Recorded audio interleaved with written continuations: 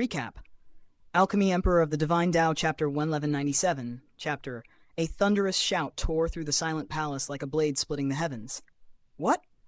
Wu Jie staggered back, his expression twisting in disbelief, his voice trembling as if struck by lightning. Lan Yun, you're still not dead? His gaze snapped toward the corpse sprawled across the cold stone floor.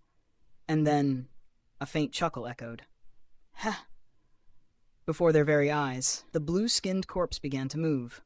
Its stiff limbs creaked like ancient wood, and with a slow, unnatural motion, it pushed itself upright. A towering shadow stretched across the hall, 9 meters tall, like a demon awakening from an age-old slumber. Ling Han and the others froze, their hearts pounding violently.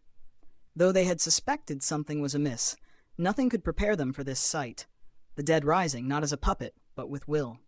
Wu Jie stared, stunned at first, then suddenly burst into laughter, sharp and unhinged. So that's it, he sneered. You really are dead. What stands before me is nothing more than a wisp of remnant awareness controlling a corpse. The blue-skinned giant nodded calmly, his voice deep and steady like an ancient bell. Indeed, but it is more than enough to end you. Wu Jie's laughter faltered. A trace of panic surfaced in his eyes. You set this up, didn't you? He hissed. You've been waiting for me to leave the land's heart and possess a new body, just so you could kill me. The blue-skinned elite threw his head back and laughed, his voice booming through the palace like rolling thunder. Or what else? He said coldly. You fled into the land's heart while I was dying. I could not pursue you then, so I waited and waited. If I did not lure you out, how could I finish this? Wu Jie's face turned pale. Tens of millions of years, he muttered, his voice trembling. Your corpse has nearly turned to dust, and yet you still cling to this grudge? Why must you kill me? The blue-skinned elite's eyes blazed with boundless fury. Even if I die 1,000 times, he roared, I will never forgive wretches from the netherworld. At those words, realization struck like a storm. So that was the truth. The mysterious being, Wu Jie, was from the netherworld. Everything suddenly made sense. The furious carvings, the lingering killing intent, the shattered battlefield beyond the palace. Long ago, these two titans had clashed in a battle that shook heaven and earth. The blue-skinned elite had triumphed, but at the cost of his life. Wu Jie's body had been destroyed, leaving only his divine sense to flee into the land's heart, sustained by the peculiar nature of netherworld beings. For tens of millions of years, he hid, believing his enemy long dead, until now.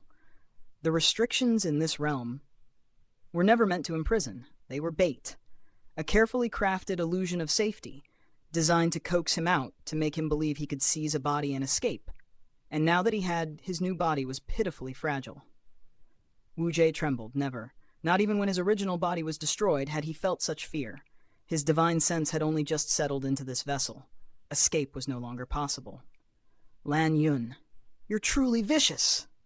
He spat through clenched teeth. The blue-skinned elite smiled faintly. For a coward like you, how could I not be? He took a step forward, his presence pressing down like a collapsing sky. Do not think of stalling. Though I am but a wisp of awareness, I can persist for 3 to 5 days. Wu Jie's heart sank. He had indeed intended to delay, to wait for the fading of this remnant soul. But 3 to 5 days. To an eternal river-tier elite who despised him to the bone, that was more than enough time to grind him into nothingness, even if he spoke until his throat split. Before Wu Jie could react, boom! The blue-skinned elite struck. A terrifying force surged outward, shaking the entire mystery realm. The palace groaned. The heavens quivered. This was power beyond the heavenly body tier. Power that ruled the eternal river. Wu Jie didn't even have time to scream. His body exploded into a cloud of blood. But the blue-skinned elite did not relax. His divine sense swept the surroundings like a net cast across the void. Netherworld filth. Never so easy to kill, he muttered. And then, still trying to escape, his palm lashed out toward the palace gates. Peng! The massive doors shattered into fragments. Beyond them, a shadow darted forth, so fast it blurred the edge of perception, Wu Jie. The netherworld elite had escaped. Ling Han and the others drew in sharp breaths.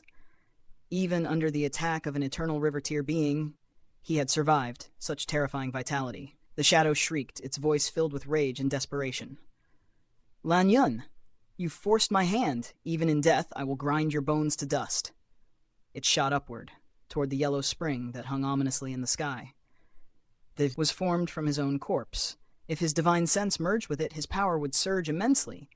But it was also poison, a gamble between life and annihilation. Yet he had no choice. Survive first, heal later. The blue-skinned elite snorted coldly. I have waited tens of millions of years. Do you think I will falter now? His figure blurred, and in an instant he appeared beneath the yellow spring, his fist crashing upward. Ling Han's pupils shrank. Star-plucking step. He whispered inwardly. Even without cultivating it, he recognized the technique instantly. Hua! The yellow spring split in two. The blue-skinned elite shuddered, and then his form expanded, growing into a colossal giant 3,000 meters tall, standing between heaven and earth. With his body, he blocked the river. You! The netherworld elite screamed in fury. You're using your body to block the dark yellow spring? You'll be reduced to bones in moments. If you wish to die... His words faltered. Realization struck him. Lan Yun was already dead. What did it matter if the body decayed further? The blue-skinned giant laughed, his voice echoing across the realm. I have waited for this day. His palm descended. Endless divine patterns surged forth, weaving together as radiant regulations illuminated the sky. This was the true might of an eternal river tier. No? The netherworld elite's scream tore through the heavens. A cry of despair that reverberated across the entire mystery realm. Dark, oppressive martial intent flooded the air, filled with hatred, madness, and an eerie chill unique to the netherworld. And then, silence. The blue-skinned elite exhaled softly, a faint smile appearing on his face. It is... finally over. Boom. His colossal body collapsed, shrinking as it fell. The yellow spring surged forward, engulfing him. In an instant he was reduced to one among countless wraiths drifting within the river. A supreme existence. Erased from the world. Ling Han and the other 5 king tiers stood frozen. Not a single word escaped their lips. In this grand clash of ancient titans, they had played no role. They had merely been bait, the pride of their generation, reduced to nothing more than pieces on a board. In the shadowed depths of the mystery realm, even prodigious king-tier cultivators found themselves reduced to mere playthings in the face of supreme power. Ling Han and his companions could not help but feel a gnawing unease. No matter their brilliance, their might was negligible before the eternal river tier. The tragic fate of Wu Jie lingered like a bitter wind through their hearts. Once a vessel for the divine sense of a netherworld elite, he had been torn asunder without mercy. Before the blue-skinned master of destruction, even the most gifted youths of the galaxy were fragile as porcelain shards, unworthy of hesitation or pity. Any one of them could have shared Wu Jie's grisly fate. Yet it was Wu Jie who suffered, chosen only because he was the weakest among the 7 king tiers. Easy to possess, easy to destroy. His death had been a cruel inevitability. The others seethed in silence. To perish in battle was one thing, but to be extinguished in such a senseless, humiliating way struck at the core of their pride. But whom could they rebuke?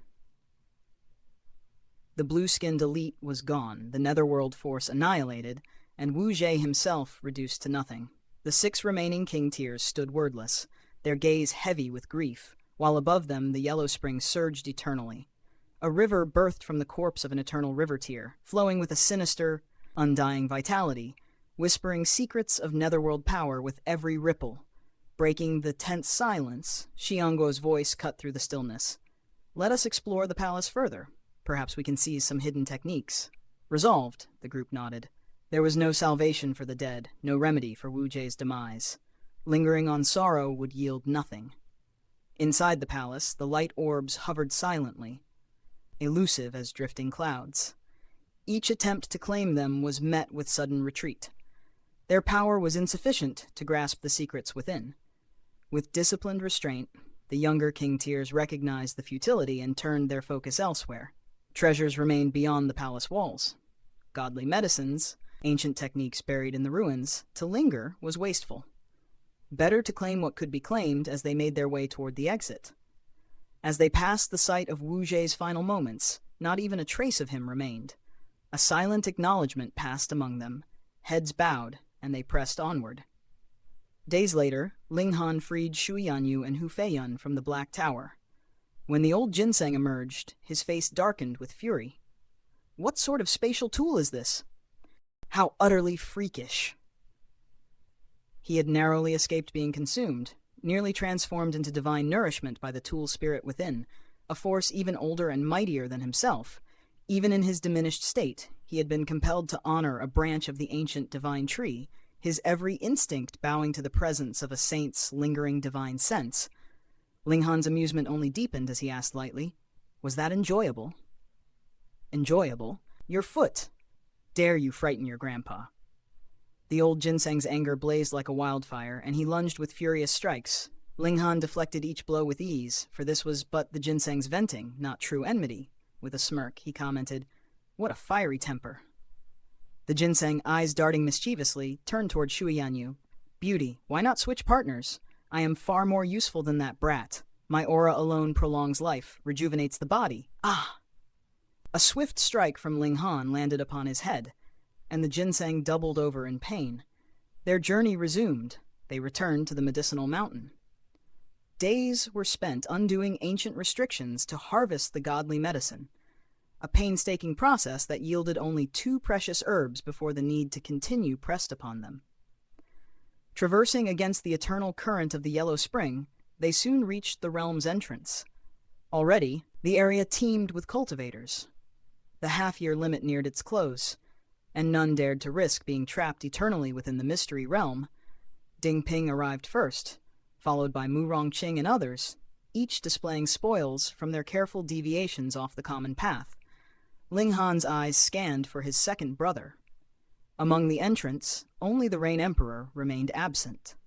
Feng Po Yun and the others shook their heads, unaware of the trials or fortune that had befallen him.